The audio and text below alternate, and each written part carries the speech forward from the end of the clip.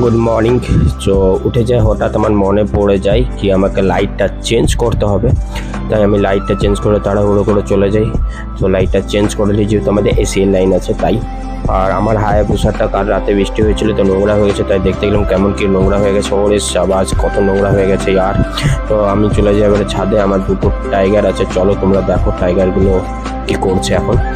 So ওদেরকে এখন good morning wish করবো, তাই আমি দরজাটা খুললাম অ্যান্ড দেন আমার টাইগার চলে এসে সামনে। এই টাইগার, তো আমি ওদের জন্য আমাদেরকে খাবার আনতে যেতে হবে, তাই আমি খাবার আনতে চলে যাব তাড়াহুড়ো করে।